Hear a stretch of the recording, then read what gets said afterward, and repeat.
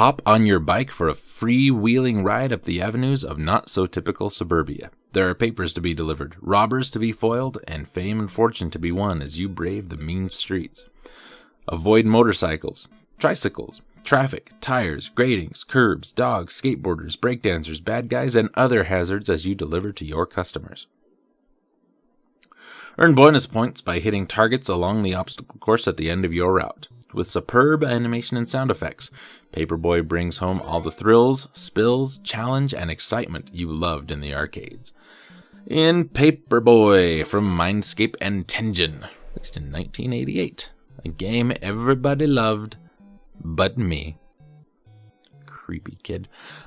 This game, very innovative at the time for being, well, a game where you play a paperboy and having some innovative controls. The arcade cabinet actually had bike handles. Yeah, you controlled that way. Pretty interesting. It was ported to many consoles starting in 96. Some of these versions we could assume a role of Paper Girl instead of Paper Boy. How about that? Paperboy was ported to the BBC Micro and Acorn Electronics, the Commodore 64, the Commodore 16, the Amstrad CPC, the ZX Spectrum, the Apple II, the TRS-80 color computer, DOS, the Apple II GS, the NES, the Game Boy Color, the Atari ST, the Amiga, the Atari Lynx, the Sega Master System, the Game Gear, and the Mega Drive. Whew.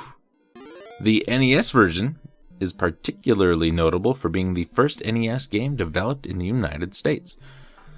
Unlike the arcade game, several of these versions inspired a sequel, Paperboy 2, for several home systems, including the Amiga, the Amstrad CPC, the Atari ST, DOS, the Game Boy, the Game Gear, the Genesis, the NES, the SNES, and the ZX Spectrum. And there's a 3D version for the N64 called Paperboy 64. Most notably, or most recently, I should say, Paperboy is included in the Midway Arcade Treasures, the arcade game compilation for the GameCube, PlayStation 2, PlayStation Portable, Xbox, and Windows.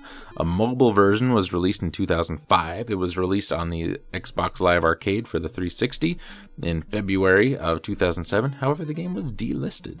And there's an iPhone, iPad Touch version that was released in 2009. The magazine CVG, Computer and Video Games, reviewed the Atari Lynx version, giving it a whopping 67%, stating that it looks good, but simply isn't enough fun to play, which I can agree with. The character and world of Paperboy was featured prominently in an episode of Captain N, the Game Master. This portrayed a more thought-out world. The Paperboy was named Julio, was from a Hispanic family, and had to deal with people of his community being brainwashed through subliminal messaging by Mother Brain into attacking the N team. When questioned why Julio was immune to the brainwashing, he admitted to Captain N and his friends that he was illiterate due to neglecting his reading lessons to devote his time to the paper route to earn money for his family, in light of his father being laid off from work. This later proves no longer necessary when his father finds another job, and both his parents homeschool Julio in order for him to gain proficient reading skills. The game featured on the BBC television program First Class, and the Paperboy makes a cameo in Wreck-It Ralph. He can be seen in the game Central Station. What can I tell you? I